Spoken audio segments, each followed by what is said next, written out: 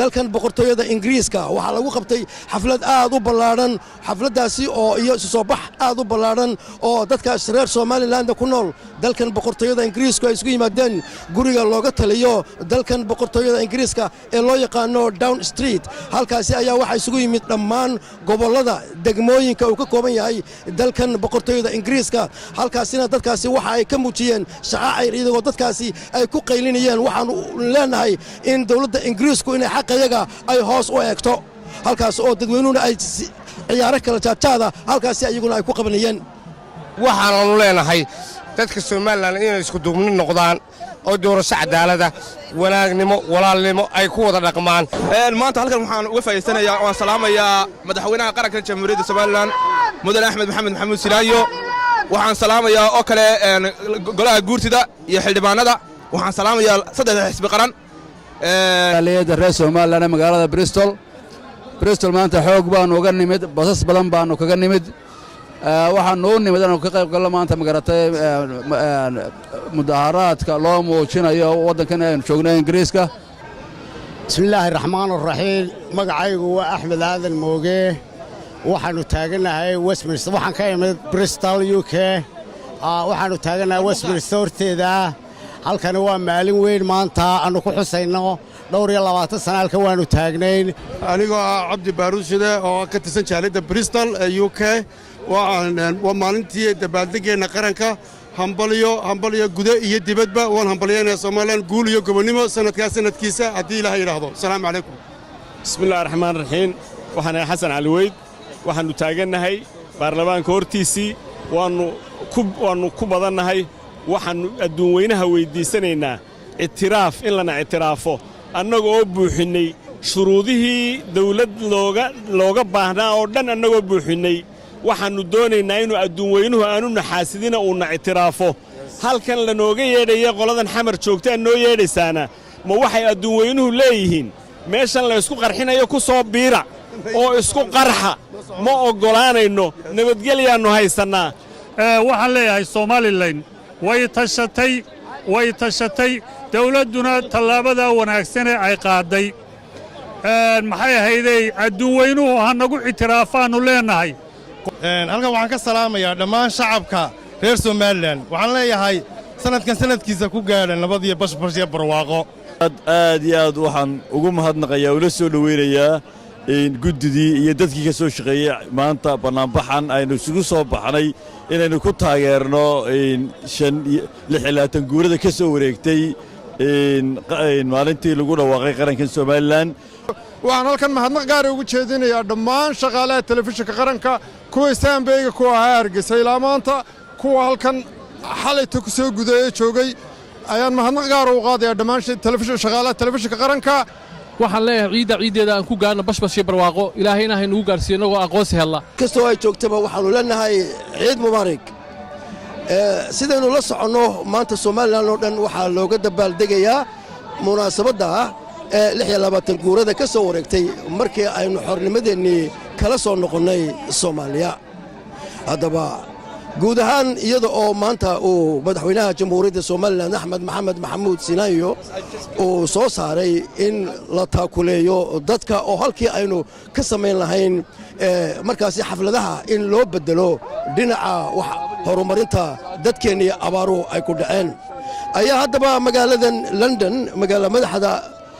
dalkan Ingiriiska waxaa si weyn maanta looga dabaaldegay iyada munaasabadaasi oo runtii ahayd maalin aad iyo aad u qiimo badan waxaan jeclahay in dadkii ku nool magaaladan London ayaa dabaaldega iyo fantasiyaha aad arkaysaan waa dadkii reer Soomaaliland oo si weyn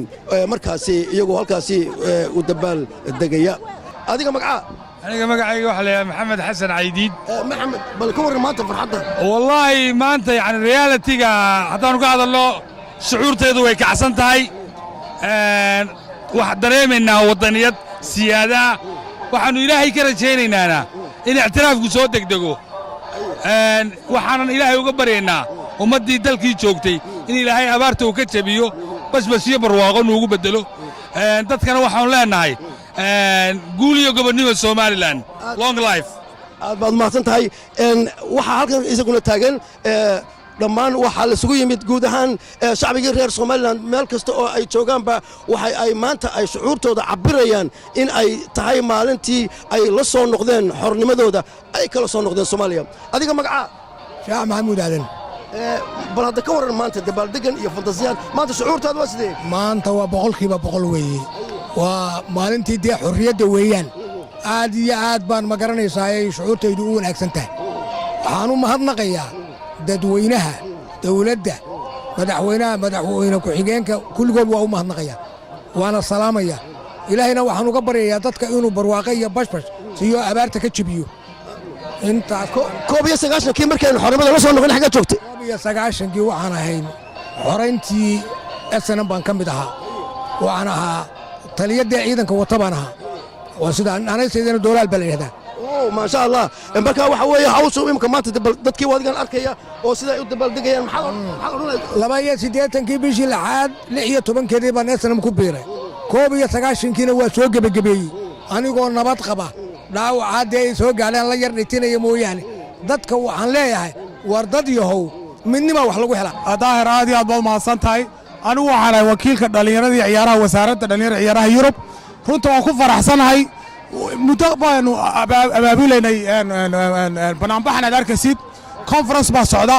somalilan t v oo runta mar kasta u adeega dadka reer somalilan gaar ahaan dhallinyarada anu marka ugu horreysa waxaan xaggan ka salaamaya madaxweynaha marwadiisa madaxweyne ku-xigeenka marwadiisa iyo dhammaan dhallinyarada reer sportskao dhan dhallinyaradoo dhan ayaan runta aad u salaamayaa waad aragtaa maanta dee inaynu maalin weyn ku hor banaanbaxayno westminster waad aragtaa meeshii looga tali jiray ingiriisiga waana runta maanta cid kasta way timi waa maalin farxada weli dadku way soo socdaan telefishinka qaranka jamhuuriyadda somalilan ayaa si toosa iminka idinka soo gudbinaya dalka boqortooyada ingiriiska gaar ahaan magaalada london waxaad arkaysaan shacbigii reer somalilan oo u kala hadhin dabaaldega iyo fantasiyaha waxaa kaloo isaguna socda shir kale oo weyn ayaa ka socda isaguna dhinaca kale shirkaasi oo isaguna ah halkaasi oo wasiirka wasaaradda arrimaha dibadda dr sacad iyo adna iyo professor samater oo iyaguna markaasi la kulmaya saaxiibada ingiriiska oo halkan iyaguna shir kale caalami uu ka socdo kaasoo isaguna halkaasi lagu lafagurayo runtii waxa weeye dabaaldega looma kala hadhin qof kastaba wuxuu maanta muujinayaa shucuurta adiga magacaygu waa cabdiraxmaan maxamed aadan ganto aad iyo aad bay maanta shucuurtada u kacsan tahay maasha allah shacab weynaha reer somalilan meel kastoo ay joogaanba waxaan leenahay hambalyo ilaahayna waxaannu ka baryaynaa inuu ilaahay inoo fududeeyo ictiraafka inuu ilaahayna ummaddeenna baahanna inuu ilaahay soo baahida ka soo saaro inaan nabadgelyada iyo wanaagga aan haysanana taamkaana inaynu ilaahay inoo sii siyaadiyo halkan waxaan ka salaamayaa madaxweynaha jamhuuriyadda somalilan ayaan leeyahay hambalyo waxaan kaloo salaamayaa guddoomiyaha xisbiga mucaaradka ee waddani cabdiraxmaan maxamed cabdilaahi ciro oo aan leeyahay hambalyo waxaan kaloo salaamayaa guddoomiyaha xisbiga kulmiya muuse bixi cabdi waxaan leeyahay hambalyo dhammaantiinba iyo shacbi weynaha reer somalilan meel kastoo ay joogaanba adiga magaca axmed cabdilaahi gaashaya magacayga la ydhahdaa asalaamu calaykum raxmatullahi barakaatu dhammaan waxaan salaamayaa shucuubta somalilan meel kastoo ay joogaan daafaha caalamka waxaan leeyahay happy 18 may dhammaantiin nala qaata farxadda annagoo halkan ku sugan maanta westminster waxaannu runtii oofinaynaa maxay toy in aanu ka soo qayb gallay mudaharaadkii iyo maxay toy dhammaan ay isugu yimaadeen jaaliyadda somalilan meel kastoo ay kala joogaan dalkan u k anigu waxaan ka socdaa west london waxaanan ka mid ahay jaaliyadda somalilan ee west london waxaan halkan ka salaamayaa dhammaanba somalilan oo dhan saddexda xusbi qaran waxaan leeyahay gacmo aynu isqabsanno aynu meel uga soo wada jeedno qadiyaddeenna somalilan innagoo isku mid iyo baynu wada qabsan karnaa ingiriiska oo runtii maanta aan u kala hadhin dabaaldega iyo fantasiyaha adiga aniga magacayga waxaa la yidhahdaa bashiir doolaal waxaan jecelahay inaan hambaliyeeyo dadka somalilan meel kastoo ay joogaan waxaan leeyahay bashish iyo barwaaqo ilaahay waxaanu ka baryayaa sanadkaa sanadkiisa inuu nagu gaadhsiiyo khayr iyo bashish iyo barwaaqo hadday noqoto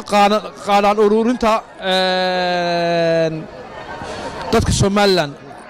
aniga kollayba xaafadayda macal ciyaalkayda lunch manigiibay oo ay idhaahdeen waanu ku darinnaa marka waxa weeye qof kastaaba dee wixii yar ayaa wax badan dhala ma og tahay insha allah dadka kalena waxaan leeyahay meelay joogaanba sanad wanaagsan sanadkaa sanadkiibkana insha allah khayr aad baad u mahadsan tahay waxa aan weli ku dhex jiraa jaaliyadii reer Somaliland adigana magacayga wax bismillaahir rahmaanir rahiim alxamdulilaahi rabbil caalamiin magacayga waxa leeyahay xasan axmed fadhiyare dahraad baan ku salaamayaa dhammaan halkan waxaan ka hambalay gareynayaa jamhuuriyadda Somaliland aad iyo aadna waxaan ugu faraxsanahay wareegtada uu soo saaray madaxweynaha jamhuuriyadda Somaliland hawlaha abaaraha iyo wixii la saabsan awgeed in dib loo dhigay ay dhiinmeen insha Allah bismillaahi kariim London UK guud ahaan Yurub كل حفلاتها كذا عيا تصرف حكوا صابسن تاي إنه fundraising وسمينه أبارها إيوه وحي لا صابسن إن شاء الله بسم الله. هواي كأنك مكجلية واتاي أديك مقعة. بسم الله الرحمن الرحيم مقعة جو حلا يضع عاشق حسين مرايكان وحن دجنا UK وحن هرت مركب وجوه الرئيس هل كان دونا يينا كهم بلي يوكا سلام ودمان ومدرر سومالي لا جودة يدبد ملك استوي شوغان أنا راحدو جوليستا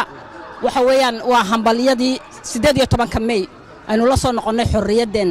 مدحوينها قولها والسيرة مروينكا قولها برلمانكا قولها قورتي دا يردمان عيدا ماذا قران كميل كستا يدونك كتشوغان إرير سومالي الله والسلامة يا أي سيفو عمبان كوكو عمباليين يا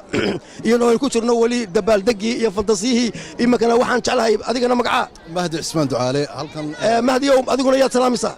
هل كان وحان كالسلامة يا دمان bahweynta Somaliland meel kasta ay joogaan anoo ku hadlaya jaaliyada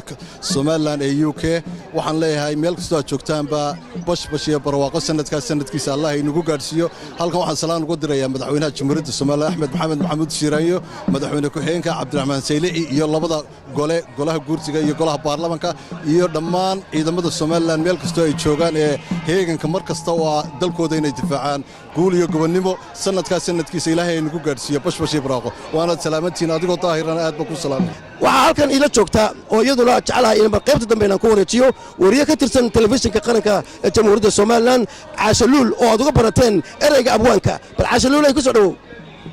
aad baad u mahadsan tahay daahiro aad baad u mahadsan tahay waxaan leeyahay dhammaan ummadda reer Somaliland happy 18 May meel kasta aad joogtaan live baan ugu jirnaa TV-ga qaranka jamhuuriyadda Somaliland waxa imika garabkayga taagan abwaanada Hinda Xaaji Maxamed Biixi oo doonayo inay laba ereyga u kaga happy 18 May maanta ka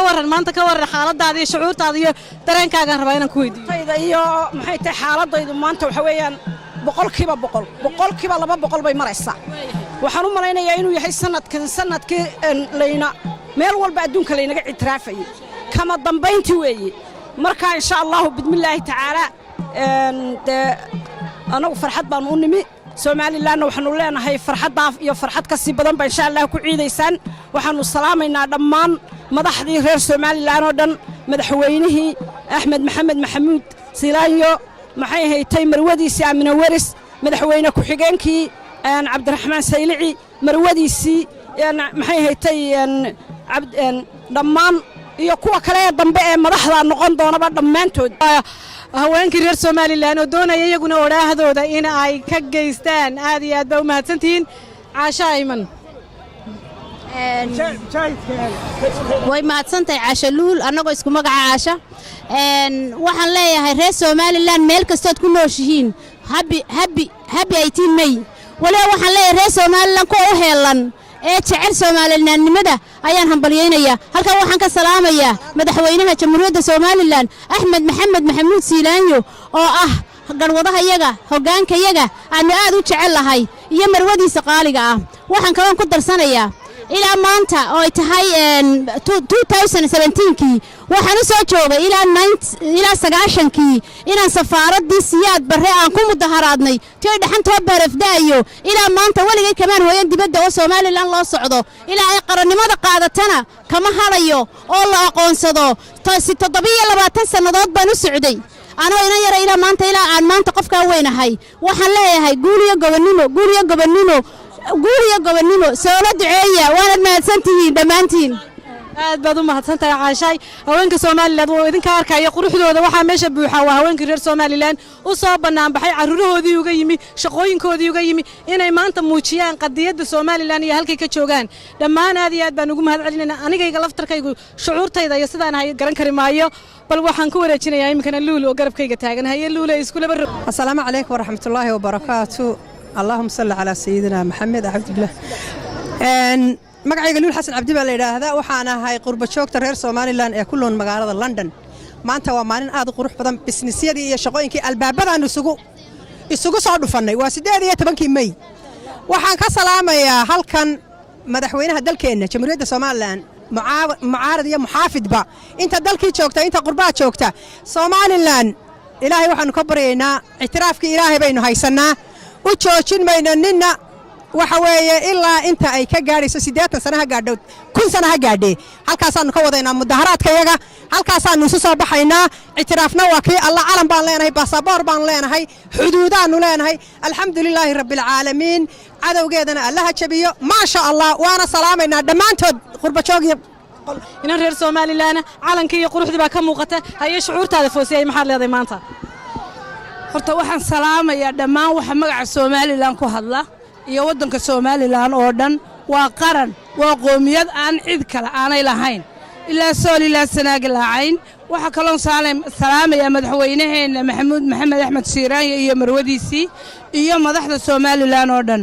waxaan anigu ahay oo aan ilaa maalintii ilaa 82gii ilaa maanta dadkii calanka raadinayay baanu ahayn dadkii dhagaxa tuurayay baanu ahayn maantana waxay aad iyo aad ugu faraxsanahay iyadoo maanta aan calan haysto oo aan maanta cid u baahnayn oo raggii shalay ciidda ii dhaliyey iyo ragga dhalan doona iyo ragga jooga intuba inay kuwii yihiin qarannimadaydana aan mar walba u taagannahay oonu rag iyo dumarba tuutaa u xidhannahay cid ka baryi mayno cidna u dooni mayno cidna ka dooni mayno ninkii diidaya ha diido dadka boqolka calanee kala kaankaanka wata annagu waxaanu wadannaa kaa tawxiidkii ku qoran yahay Soomaalilaander baanu nahay qof walowba dhiigga iyo calanku ha kuu dhaqaaqo qarannimada Soomaalilandna waa mid aan muqaddis oo laga noqon doonin ictiraafna waxba ugama baahnin annaga isu baahna ilaahay baan u baahannahay ragga waanu soo noqon doonaa aad baa u mahadsantiin hayel laba eray bismillaahir rahmaanir rahiim waxaan salaamayaa madaxweynaha Soomaaliland Axmed Maxamuud Silaayo iyo marwadiisa Aamina Waris iyo ciidamada qaranka golaha guurtida saddexda xisbi qaran ayaan salaamayaa mucaarad iyo muxaafidba maanta dareenkayga lama qiyaasi karo aad bay shucuurtaydu u kacsan tahay Soomaaliland ha noolaataan leeyahay Allahu akbar guul iyo gobonnimo Soomaaliland cadawgeedu ha jabo wixii Soomaaliland nacabna dhaam haye salaamu calaykum waraxmatullaahi wabarakaatu dhammaan shacabka Soomaaliland meel kasta adduunka ka joogaan waxaan leeyahay hambalyo 18 May waxaan aad u salaamayaa dhammaan madaxda Soomaaliland meel kasta oo ay joogaan kuwii dalka joogay kuwii waftiga ku maqan dibadaha joogaba waa wada salaamaya anigoo soo wada koobaya kulligood maxaan ku aaday anigu heeso badan oo soo talagalay way jiraan 18 May doorashada Soomaaliland oo la yiraahdo ha ku doori 18 May waxaan noo hayaa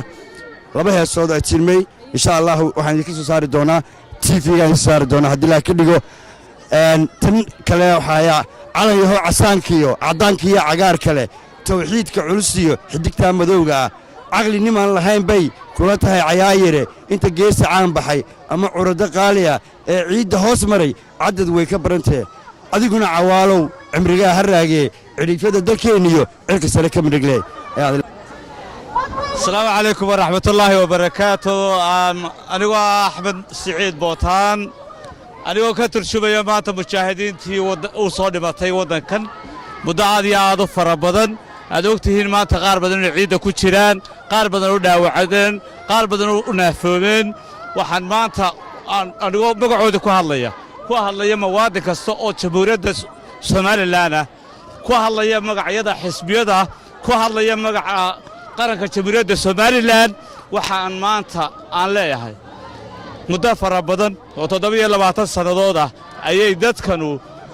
qarannimadooda u halgan dadka reer Soomaaliland dhammaantood iyagoo yar iyo weyn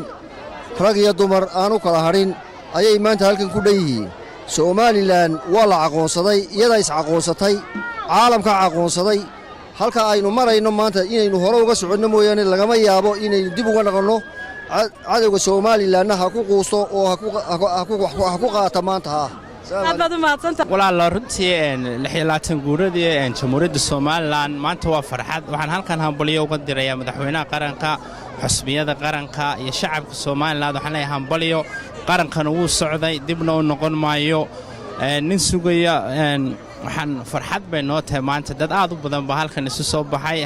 hambaliyo qarankan wuu jirayaa wuuna joogayaa wassalaamu calaykum abwaan nin culus bal haye shucuurtaada iyo waxaad noogu soo talagashay assalaamu calaykum waraxmatullaahi wabarakaatu waxaa maanta sharaf ii ah ama sharaf noo ah haddaannu nahay dadweynaha reer somalilan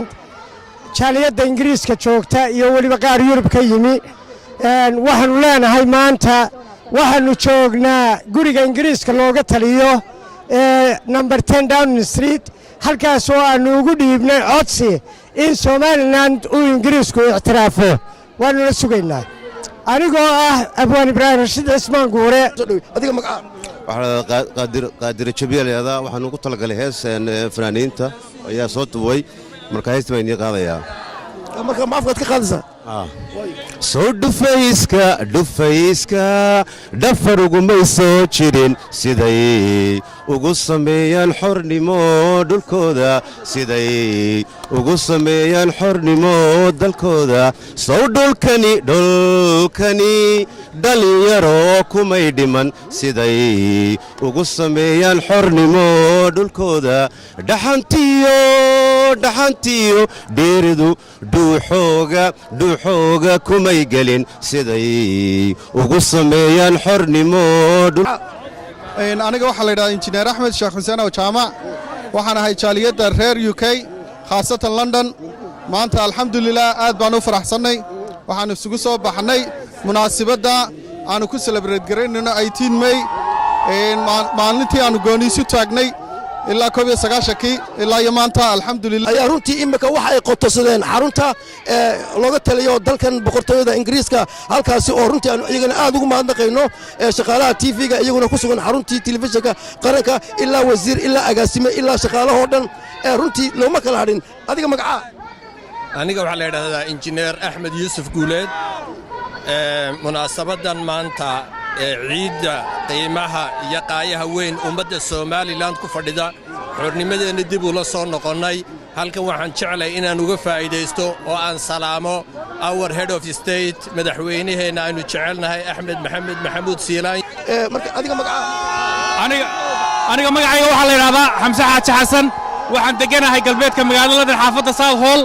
waxaan doonayaa inaan kala qayb qaato oo aan salaamo dadweynahageena reer somalilan maanta ahoo maalin weyn maalin qarannimo maalin aynu u dabaaldegano 18 May oo qiimaha iyo xilligeenna ugu taagan tahay aad garan kartaan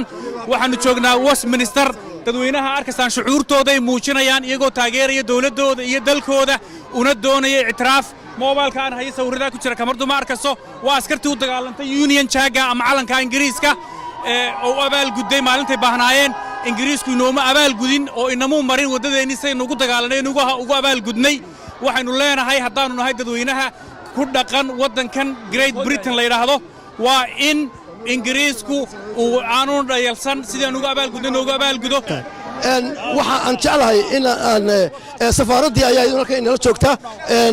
Yurub qaalib oo ka socota safaaradda jamhuuriyadda Somaliland ee magaalada London Yurub qaalib maxaad maanta ka waran dareenkaaga dareenkaygu aad iyo aad buu sareeyaa aad iyo aad baan ugu faraxsanahay ka soo qaybgalka iyo celebrationka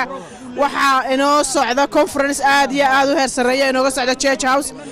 madaxdii qaranka iyo muxuu ahaay dadkii Somaliland friendskiiba waxay halkaas ay joogaan halkana waan arkaa sida quruxda badan runtii looga soo qayb galay dhammaan reer Somaliland maanta waxaan u rajaynayaa guul iyo gobonnimo assalaamu calaykum anigoo maanta salaamayo Somaliland askarta ciidamada ummadda Somaliland oo dhan 25 sanadan halkan taagnaa maalin kasta maalin quraan miskareeyay ilaahay waxaan ka baryayaa wadankuna hagaago abadina insha Allah ummadda Soomaalida oo dhan Somaliland oo dhan waan salaamay booliiskan salaamay ciidamadan salaamay ummadda oo dhan waan salaamay marta assalaamu calaykum waraxmatullaahi wabarakaatu assalaamu calaykum wacalaykum salaam waraxmatullaahi wabarakaatu waxaan dhab salaamayaa dhammaan Somaliland gaar ahaan waxaan salaamayaa madaxweynaha marwadiisa madaxweyne ku-xigeenka marwadiisa dhammaan maxaan ku idhaahday TV-ga qaranka dhammaan dadweynaha halkan isugu yimi dhammaantiiba waa salaamantii anigoo magacaygu yahay maxamed faarax siciid assalaamu calaykum waraxmatullaahi maanta waa maalin farxad leh waxaan aan dhammaan dadka reer Somaliland ugu rajaynayaa guusha ay gaadheen waxaan leeyahay sanadka sanadkiisa insha Allah bismillaahi kariim waad mahadsantihiin dhammaan waad wada salaamay dhammaan waan salaamayaa reer Somaliland meel kastoo ay joogaan gaar ahaan waxaan salaamayaa tv-ga qaranka iyo daadihiyaashiisa haddaan intaa ka gudbo waxaan salaamayaa madaxweyne ku-xigeenka iyo dhammaan golaha wasiirrada baarlamaanka ciidamada qaranka waxaan leeyahay ha la ilaaliyo midnimada ha la ilaaliyo midnimada assalaamu calaykum aad baad u mahadsantahay waa maalin aad la isku soo baxay aad baan ugu faraxsannay shucuurteeda lama soo koobi karo waxaan aad halkan uga salaamayaa oo kale madaxda qaranka Soomaaliland saddexda xisbi qaran ciidamada qalabka sida waxa kale oo ummadda Soomaaliland ku boorinaya inay isku duubnaadaan oo qarannimada la ilaaliyo maalinteedana ilaahay haynuu gaarsiiyo nabad qab waxa kale oo ummadda u sheegi lahaa in ay midnimadu qaali tahay xisbinimada iyo qarannimaduna yeen iska keengelin saakiya xalay buu soocii soo galay waa Soomaaliland saakiya xalay buu soocii soo galay 18 May oo Soomaaliland oo ka wada siman siyaasiya waxgarad iyo salaadiin waa maalintii salka calanka dhulka loo dhigay xilsidaha wadanigana hambaliya salaadiyo soo dhaweey kalgacalimo loogu sida wadnaa iyo farxadaha loogu saabtumo halkan waxaan ka salaamayaa dhammaan Soomaaliland meel kasta ay joogto shacabkeeda maanta u dabaaldegaya sanad guuradeeda 18 May waxa aan doonayaa inaan ka salaamo halkan dhammaan dadka magacaygu waa maxamuud maxamed faarax halkan waxaan ka hambaliyeynayaa shacabka Soomaaliland meel kasta adduunka ay ka joogaan daabihiisa waxaan si gaar ah halkan uga hambaliyeynayaa madaxweynaha jamhuuriyadda Soomaaliland Axmed Maxamed Maxamuud Siilayo iyo marwadiisa madaxweyne ku-xigeenka iyo marwadiisa ummadda Soomaaliland meel kasta ay joogaanna waxaan leeyahay hambaliyo waxaan u yimi maanta ay tiim baan u yimi marka horta waxaan salaamayaa madaxweynaha Axmed Maxamed Maxamuud Siilayo aad iyo aad baan u salaamayaa shacabka iyo dhammaan shacabka reer Soomaaliland guul marka aad iyo aad baan shucuurteedu maanta u wanaagsantahay haddaan nahay dadweynaha reer Soomaaliland ee nasiibka u helay inay kala qayb galaan maanta oo dabaaldegan fantasiyahan intaasoo kun oo qof ka soo qayb gashay waliba aanu taaganahay Lamberton Don Street islaantina way nala ballantay way maqlaysaa Theresa May way nala ballantay arbacada baalkana way iska soo dhiibaysaa waana hawshana waa dhamaanaysaa والسلام عليكم ورحمة الله وبركاته. واتاي dadkii waruntii waxa weeye maanta qof kastaba wuxuu doonayaa inuu ka qayb qaato dabaaldegaya fantasiyahan guud ahaan dalka Jamhuuriyadda Soomaaliland TV-ga qaranka qaaradda Yurub gaar ahaan magaalada London waxa halkan kala hadlaya Axmed Maxamed Xige waxaan maanta salaamayaa ummadda reer Soomaaliland oo dhan meel alla meel ay joogaanba halkan anagu ka mudaharaadayna idinkana waan idin ognahay abaar baa idin haysa ilaahay ha idinka dulqaado sidaasaad fantasiya u joojiseen laakiin annagu fantasiya maahe waannu mudaharaadaynaa Theresa May waannu hor taaganay albaabkeedii soo duceeya Soomaalilandey waan idin wada salaamaya dhammaan assalaamu calaykum waraxmatullahi wabarakaatu waataay runtii waa idinka arkaya shucuurta dadkii ay ka muuqata adigana bismillaahi raxmaani raxiim magacayga waxaa la yidhahdaa shawqi maxamed xadi waxaan ahay xogayaha abaabulka iyo wacyigelinta xisbiga wadani aniga oo maanta u soo baxnay halkan nimi number 10 House Street Down Street ood garanaysaan golaha waxa ku jira gudaha wafdi ballaaran oo hogaaminayo wasiirka arrimaha dibadda iyo isla mar ahaantaan opposition party-ga oo anigu ka mid ahay xogayaha wasaaradda arrimaha dibadda dhammaantiin waxaan idin filaynaa in guul iyo gobonimo ay ku bilaabmato kuna dhammaato darajada aynu leenahayna ilaahayna gaarsiiyo maalinta ay waqtigeeda noqoto waanaynu wada salaamaynaa wacalaykum wasalaam waa idinka hadaba waataay aad baad u mahadsantahay waataay wali jaaliyadii way joogtaa waxaan jecelahay qof kastaba uu heli doonaa labadiisa miriir ha degdegina nin walba uu helaya maanta oo dhammaan joognaa oo qof walba waa salaami doontaa السلام عليكم ورحمة الله وبركاته مقعي هو بشير محمد يوسف وأسل سومالاندرس نمك أساسي سومالان وحو باهانتاي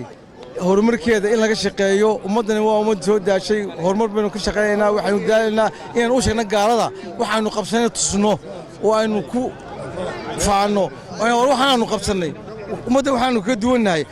waxaanu qabsanay waana lagu ixtiraafaa waana lagu tixgeliyaa waana lagu maamuusaa anagu dooni mayno inaan maalin kasta calan yar hor dhigno muxuu ingiriiska hortiisa waxaanay dhammaan Soomaaliya ma joogtaanba waa salaamantiin halkan waxaan ka salaamayaa dhammaan dadweynaha reer Soomaaliland ee daafaha adduunyada meel kasta ay joogaan waxaan leeyahay maalin wanaagsan ciid wanaagsan waxaan halkan isugu nimi inaanu codkaygana muujino himilada aanu leenahayna waan ku guuleysanaynaa haddii Ilaahay idmo bismillaah waxaan horta salaamayaa marka ugu horeysa TV-ga qaranka waxaan kaloo salaamayaa dadka halkan isugu yimid reer Soomaaliland waxaan salaamayaa jamhuuriyadda somalilan dhammaanteed meel kastay joogaan waxaan salaamayaa ciidamada qaranka guddoomiyaasha madaxweynaha iyo guddoomiyaasha xusbiyada labada gole guddoomiyaashooda iyo golayaasha waxaan salaamayaa shicib weynaha ardayda cali abubakar xirsi baa la yidhaahdaa dhammaan waxaan salaamayaa ummadda somalilan waxaan salaamayaa jaaniskan uga faa'iidaysanayaa madaxweynaha qaranka somalilan mudane axmed maxamed maxamuud siilaayo marwadiisa madaxweyne ku-xigeenka cabdiraxmaan cabdilaahi saylici marwadiisa waxaan salaamayaa dhammaan ciidanka qalab sida asxaabta waxaan salaamayaa dadweynaha reer somalilan oo dhan waxaan leeyahay ha la ilaaliyo iskuduubnida waxaan u sheegayaa shacbiga somalilan horta aad iyo aad baan u malaynayaa una salaamayaa tv-ga qaranka ee inoo suurtogeliyey inaynu halkan maanta barnaamijka intan la eegay guuradii somalilan aynu kaga qayb galno marka hore horta waxaan salaamayaa madaxweynaha qaranka axmed maxamed maxamuud siilaayo iyo dhammaan asxaabta qaranka golaha baarlamaanka iyo golaha guurtidaba iyo dhammaan shacbiga reer somalilan meel kastay joogaan badal iyo dibadba aad baad mahadsantahay adiga magaca cilmi wadani baa la yidhaahdaa waxaan salaamayaa dhammaan ummadda somalilan meel kastoo ay daafaca caalamka ka joogto gaar ahaan inta gudaha joogta iyo inta dibadda joogtaba waxaan kaloo salaamayaa madaxweynaha jamhuuriyadda somalilan mudane axmed maxamed maxamuud siilaanyo saddexda gole qaran ayaan salaamayaa insha allah waxaan rajaynayaa sanadkan sanadkiisa inaan halkan la isugu imano ictiraaf ku yimaado waa mahadsantahay adiguna asalaamu calaykum magacaygu waxa weeyaan cabdi xuseen cabdilaahi oo ku magaca dheer xadka waxaan salaamayaa marka ugu horeysa dhammaan ummadda reer somalilan gaar ahaan madaxweynaha madaxweyne ku-xigeenka iyo xaasaskooda waxaa kaloo halkan ka salaamayaa farxadda 18 may awgeed xaaskayga xarakaad maxamed wacays iyo carruurtayda dhammaantoodba waxaan leeyahay hambalyo guul somalilan magacaygu waa maxamed cali kaasaali waxaan halkan ka salaamayaa dhammaan jamhuuriyadda somalilan meel kastoy joogaan ciidda 18 mey dowladda baarlamanka golaha guurtida shacbiga somalilan meel kastoy joogaan ciyaalkayga dhammaantood waan salaamayaa waad mahadsanta dadkii oo qiiraysan dabaaldegga fantasiya ayaa halkaasi ka socdaa waa dadkii oo markaa iyagu doonaya in ay dabaaldegga iyo fantasiya runtii dadku way qiiraysan yihiin saasay dadku hawsha u wadaan maanta lama soo koobi karo waxay halkan agteeda imika ah xafiiskii ra'iisul wasaaraha markaa dadkii waxay ku qaylinayaan waxaan u baahannahay awirag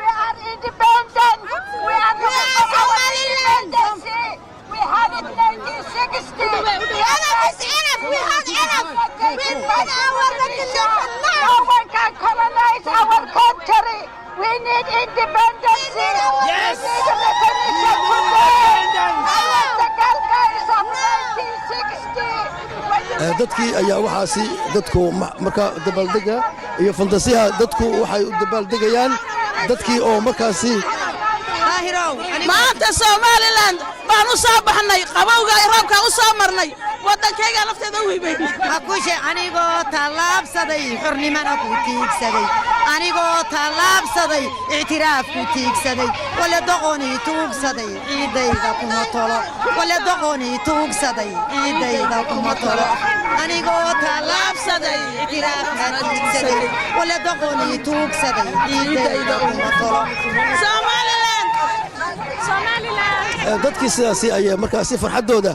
lama soo koobi karo dadkaasi runtii iyagu oo farxadda iyo dabaaldegga iyo fantasiyaha taas ka socda dadku somalilan runtii aad iyo aad bay maanta shucuurtooda dadkaasi ay u soo saareen waa dumarkii iyo shacbigii iyo carruurtii iyadoo weliba maanta lagu jiro maalin shaqo ay tahay ayaa dadku sidaa dabaaldegga iyo fantasiyaha uga soo qayb galeen waa shacbigii reer somalilan haweenkii somalilan iyagoo weliba maanta ay tahay maalin shaqo ah ayaa dadku sidaasi ay shucuurtooda ciyaarihii kale jaajaadkaha ayaa halkan ka socda dadkii oo runtii aad iyo aad markaa maanta shucuurtooda ay ka muuqato aad ka arkaysid waddaniyadda halkaasi ka muuqata dadka farxadda iyo reynreynta dadka ka muuqata lama soo koobi karo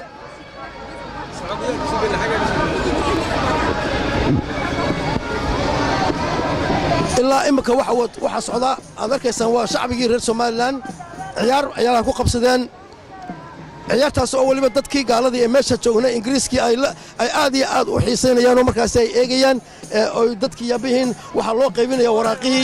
waraaqihii yaryar lifidkaasaa loo qaybinayaa kuwaas ayaa markaa dadka loo qiimeeya halkaas waa ciyaarihii hidaha iyo dhaqanka ayaa halkan iyaguna ka socda runtii dabaaldega iyo fantasiyaha waad arkaysaan siday maanta shacbiga reer somaliland meel kastoo ay joogaanba sidaasi ayaa dabaaldega iyo fantasiyo ay uga socdaan waxa weeye runtii aad iyo aad xadhig leh oo isku laba rogayo markaasi xaggii sawirka ilaa maanta saad u arkayseen runtii ciyaaraheennii hidaha iyo dhaqanka aynu lahayn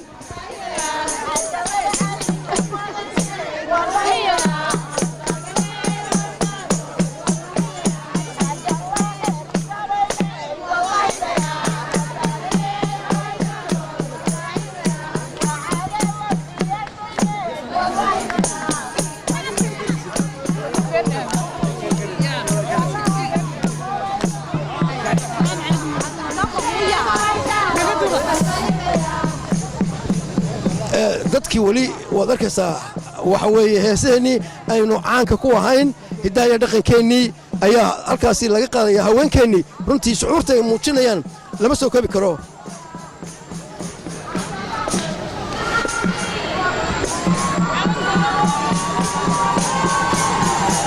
dadkii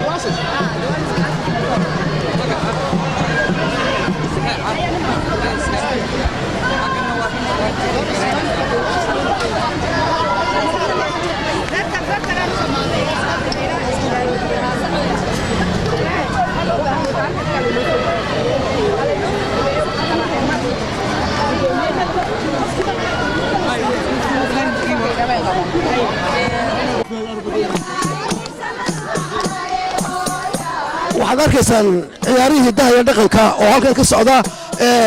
runtii aad iyo aad bay dumarkaasi iyo sharafta ay samaynayaan waad arkaysaan waa heesihii sayliciga ahaa aynu hidaha iyo dhaqanka aynu u lahayn ayaad halkaasi ka arkaysaa runtii aad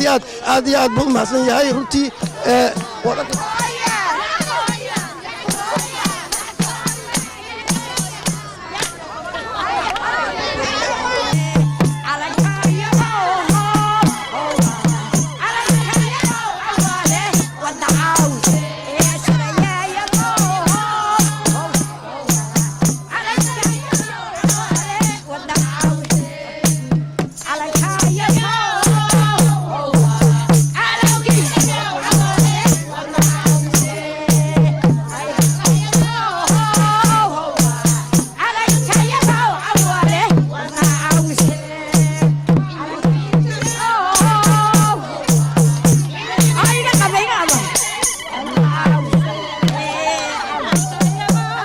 السلام عليكم ورحمة الله وبركاته وحانو جعلي سنين أنو تيفيكا قرنك جمهورية الصومال أنو لدح مرة كمرة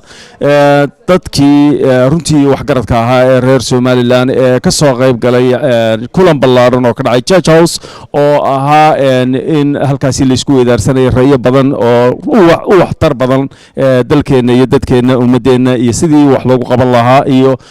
أرمها السياسة دسدي لوجو جود بالله عالمك هذا بوحان جعلها إن عن bal hadda kamarada aanu la dhex marno dhowr qof oo aanu door bidnay in ay bal iyaguna ra'yigooda ka soo dareen celiyaan shirkaasi halka kan ka dhacay aan ku horeysiiyo jaamac sugle oo garabkayga bidix taagan jaamac TV-ga qaranka jamhuuriyadda Soomaaliland ayaan kugu soo dhaweynayaa aad baad mahadsantahay Caynaawi waan ugu mahad celinayaa TV-ga qaranka had iyo jeer u heelan soo gudbinta dareenka shacbiga iyo waaqica ka jira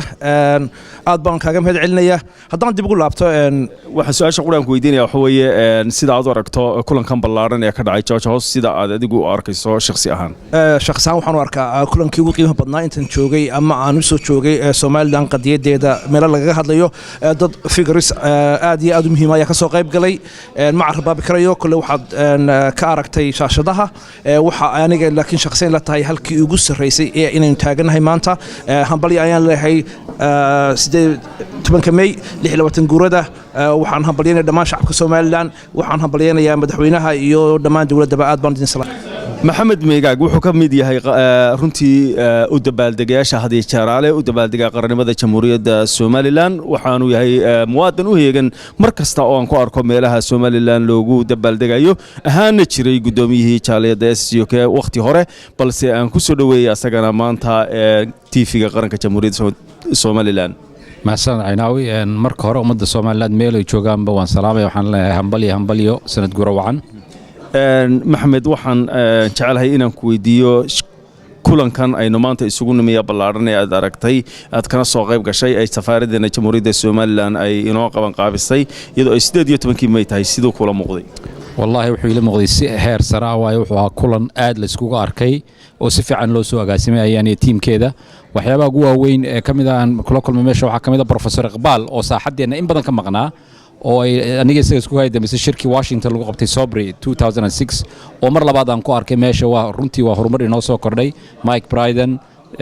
Professor Matter edna yani arrimo badan ayaa laga hadlay waxyaabo badan baan la isaalay ka mid yihiin carqaladaha hortaagan maanta in hortaagan Soomaaliland darahaan i'tiraafkeena maxaad u malaynaysaa kulamada caynkan oo kale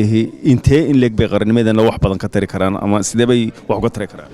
wax weyn bay ka tari karaan sababtoo ah inta badan markaaynu shirarka sidan oo kala qabsano ama xafladaha inaga wax isku sheegna laakiin saad maanta ka arkaysa shirka waxa la joogay dad badan oo aan Soomaaliland darisahayn laakiin ina taageera oo deema taqaan ajnabi oo cadaana marka wax weyn bay noo taraysaa way dadkaasi message-keena gudbinayaan ummadaada sida aad ogtahay dibadda oo toban roobkuna ku daayay una adkaystay dhaxanta iyo qabowga maanta ay halkaasi uga dabaaldegayeen qarannimada iyo inta kale ee ka daawanta shaashada TV-ga qaranka maxaad oranaysaa waxaan oranaynaa hambalyo anagu laftayadu shirkan ka yar baxnay oo aan la soo ciidnay marka waxay tusaysaa taasi in Soomaaliland dirnimadu ayna ku xidhnayn i'tiraaf ay dadku ay mar walba u heleen qadiyada Soomaaliland aad iyo aad baad mahadsantahay daawadayaal مسؤولينta ku sugan hoolkan George House oo maanta ka soo qayb galay kulankan ballaaran ee jaaliyada reer Soomaaliland isugu timi waxa kamid ah gudoomiyaha wadani xisbiga wadani ee dalkan UK mudane maxamed cali aad iyo aad baan maxamed ku soo dhaweynaya aad baad mahadsan tahay aydan mudane waxaad arkaysay kulankan ballaaran aynu isugu nimi sidoo adiga kula muuqday kulankan maanta ay jaaliyadana safaaraddeena jamhuuriyadda Soomaaliland ay u qabatay jaaliyada iyo taageerayaasha kale ee daneeya inaga walaal aad iyo aad buu fiicnaa runtii wuxuu ahaa aniga waxa ila muuqdaa inuu yahay kulankii ugu horeeyay ama 18 May-gii ugu horeeyay noocan oo kala ah ee ka dhacda UK waayo conference-kan oo kale hore looma sameeynin mid aad u wanaagsan buu ahaa dad badan oo reer Soomaaliland iyo dad aan reer Soomaaliland ahayn oo supporters ah ayaa labaduba isugu yimi oo kaga hadlay arrimaha Soomaaliland oo kaga hadlay waxa aynu soo qabsanay kaga hadlay waxa imika loo baahan yahay in la qabto naga khaldan kaga hadlay waxa aynu u baahanahay in ma garanaysaa in la qabto si aynu u helno i'tiraaf waxyaabo fara badan oo kale oo dadka baacimusharka ah ahaadaan dad maxaan ku rahdaa arrimaha doorashooyinka iyo dib u dhacyada ku dhacay iyo imika sidaynu uga bixi karno iyo talooyin badan oo caankaas laga soo jeediyay dhalinyaradaas iyaga ayaa waxaan jecelahay ninka garabka madaxiga isagoo mas'uuliyiinta Sweden noo jooga ee runtii u ololeeya qadiyada Soomaaliland oo runtii labada nin ee bidixda iyo midigta iga xiga ayaa waxay yihiin dhalinyarada aad iyo aad aynu jaaliyadaha aynu Yurub ama aan dhahdo Sweden ugu xoog weyn leh ugu ololeynta badan leh qarannimada jamhuuriyadda Soomaaliland magacaaga iyo maxaa la yiraahdaa Samir waxaan jecelahay in aan kugu soo dhaweeyo TV-ga qaranka jamhuuriyadda Soomaaliland iyo Londonba maasantahay caynaan marka hore waxaan leeyahay ciid wanaagsan ciidda 60 guurad ka soo wareegtay maalintii Soomaaliland xornimada dib loo soo noqotay farxad bay noo ahayd in Soomaaliland mission UK waa kan ugu soo casuumo oo ayaan iyo dadka la shaqeeya in soo casuumaan